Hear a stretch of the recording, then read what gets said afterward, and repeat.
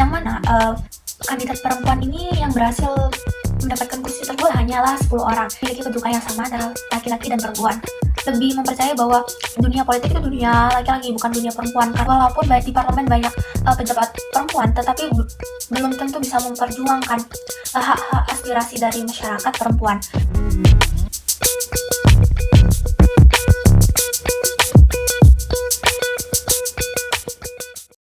Halo semua, kenalin nama aku Nadira Ayu Aprilia dengan NIM 1742210110. Aku merupakan seorang mahasiswa dari program studi ilmu politik Universitas Airlangga. Di sini aku akan menjelaskan mengenai fenomena rendahnya keterwakilan perempuan dalam lembaga legislatif dalam rentang waktu 2019 hingga tahun 2024. Berikut ini merupakan bukti nyata dari rendahnya keterwakilan perempuan di lembaga legislatif berdasarkan data pemilu 2009 hingga pemilu 2024. Nah, mengapa sih Indonesia ini mengalami fenomena ini? Padahal di Indonesia sudah ada 2 peraturan yang mengatur keterlibatan perempuan dalam dunia politik. Pertama ada Undang-Undang Nomor 8 Tahun 2012 yang mana mendorong partai politik untuk mencalonkan kandidat perempuan untuk ikut berkontestasi dalam pemilu. Yang kedua ada Undang-Undang Nomor 7 Tahun 2017 Pasal 173 Ayat 2E yang mana mendorong partai politik melibatkan perempuan sebagai pengurus partai politik di tingkat pusat. Di sini saya akan mengambil studi kasus pada pemilihan DPRD Kota Sukoharjo, Jawa Tengah pada 2019 lalu. Pada saat itu terdapat 45 kursi, yang mana kandidat perempuan ini yang berhasil mendapatkan kursi tersebut hanyalah 10 orang. Yang mana jika dipresentasikan bahwasanya 22% banding 78%. Hal ini jika melihat presentasi tersebut tidak berhasil mencapai ambang batas berdasarkan Undang-Undang Nomor 8 Tahun 2012 tersebut. Namun pada pencalonan yang dilakukan oleh partai politik sudah melampaui minimal angka tersebut dari 30%. Pada saat itu terdapat 412 kandidat di mana 169 itu terdiri dari perempuan dan 243 terdiri dari laki-laki. Yang mana presentasinya adalah sebesar 41% dibanding 59%. Hal ini sudah melampaui ambang batas tersebut. Di kasus tersebut akan dijelaskan menggunakan teori feminisme. Apa sih teori feminisme itu? Teori feminisme muncul sekitar abad ke-17, di mana teori ini muncul akibat adanya gerakan perempuan yang memperjuangkan hak-hak perempuan yang untuk memiliki kedudukan yang sama antara laki-laki dan perempuan. Di mana teori ini memiliki 4 aliran, yakni yang pertama ada feminisme liberal, yang mana memperjuangkan persamaan hak antara perempuan dan laki-laki di mata hukum. Yang kedua ada feminisme radikal, di mana di sini perempuan memperjuangkan kesamaan hak, kedudukan, yang mana perbedaan tersebut didasarkan oleh adanya budaya patriarki di masyarakat. Hal ini membuat kedudukan antara laki-laki dan perempuan tidaklah sama. Yang ketiga ada feminisme kultural yang didasarkan adanya perbedaan antara laki-laki dan perempuan berdasarkan biologis dan psikologisnya. Yang keempat ada feminisme postmodern, di mana feminisme modern ini lebih kompleks gitu ya dalam menganalisisnya. Di sini tidak hanya berdasarkan gender tapi juga seksualitas, budaya, bahasa, dan identitas yang diusung oleh tokoh tersebut. Dari studi kasus tersebut menggunakan teori feminisme ini bahwasanya pada feminisme liberal di Indonesia sudah memperjuangkan adanya 2 peraturan tersebut, yakni undang-undang yang telah disebutkan di atas, yang mana tapi pada realitanya saat praktiknya itu tidak bisa memenuhi ekspektasi dari tujuan undang-undang tersebut dibentuk ya. Selain itu juga karena adanya hambatan struktural di masyarakat yang membuat adanya diskriminasi untuk para wanita. Selain itu juga terbatasnya akses perempuan nih dalam politik. Jadi perempuan dalam mengakses dalam dunia politik ini nggak semudah laki-laki.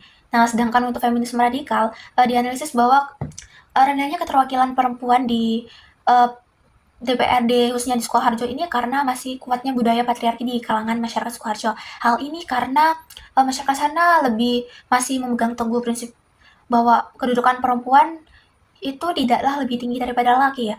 Hal ini di sana masyarakat sana lebih mempercayai bahwa dunia politik itu dunia laki-laki bukan dunia perempuan, karena dalam instingnya itu perempuan lebih menggunakan perasaan dan juga emosi, sedangkan laki-laki berdasarkan rasional. Jadi dalam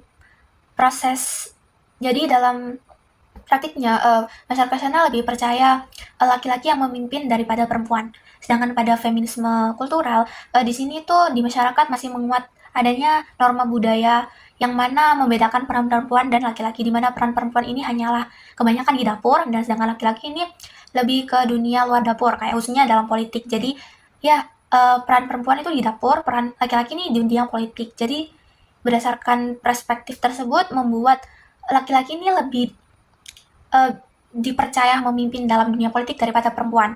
Sedangkan menurut feminisme postmodern ini, di Kabupaten Sukoharjo tersebut itu keterwakilan perempuannya rendah karena masih menguatnya budaya patriarki, terus akses perempuan tidak mudah dalam dunia politik, serta sumber daya yang dimiliki perempuan itu lebih rendah daripada laki. Contohnya modal finansial, modal pemahaman politik, dan juga modal yang dimiliki oleh perempuan atas kepercayaan dari partai politik pengusung. Di sini juga penekanan bahwa dunia politik itu dunia maskulin, bukan dunia feminis. Jadi dunia politik itu dunia laki-laki, bukan dunia perempuan gitu.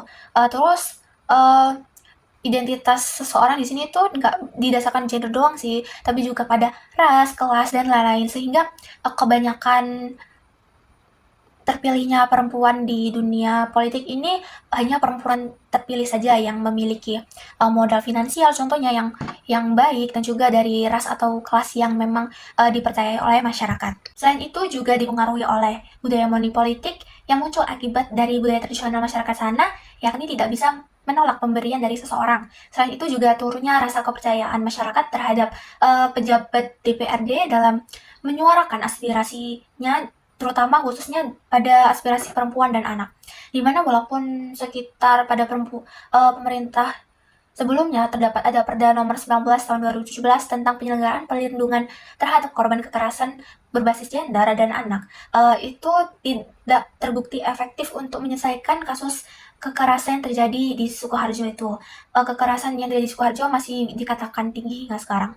Hal ini membuat adanya perspektif di masyarakat, walaupun adanya keterwakilan perempuan di DPRD ini belum tentu bisa memberikan dampak yang signifikan untuk mengatasi masalah-masalah yang terjadi di masyarakat, khususnya mengenai perempuan.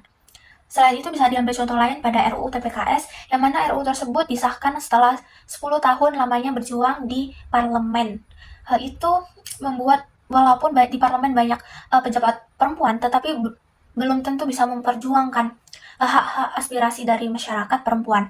Hal ini ya itu tadi, RUU TPKS harus berjuang selama 10 tahun lamanya.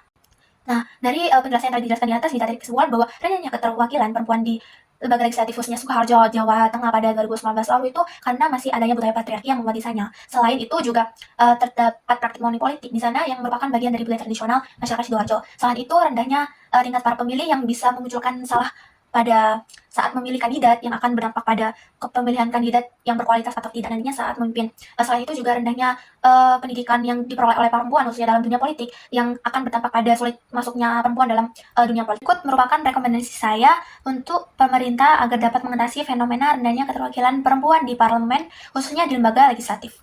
Yang pertama, pemerintah harus membuat atau menegakkan peraturan yang telah berlaku secara tegas kepada partai politik agar melibatkan perempuan dalam dunia politik. Selain itu, yang kedua, ada pemerintah harus melakukan sosialisasi politik kepada masyarakat yang mana menegaskan bahwa perempuan dan laki-laki memiliki hak dan kedudukan yang sama dalam politik yang akan berdampak pada keputusan yang balance antara perempuan dan laki-laki yang tidak akan memberatkan sebelahnya.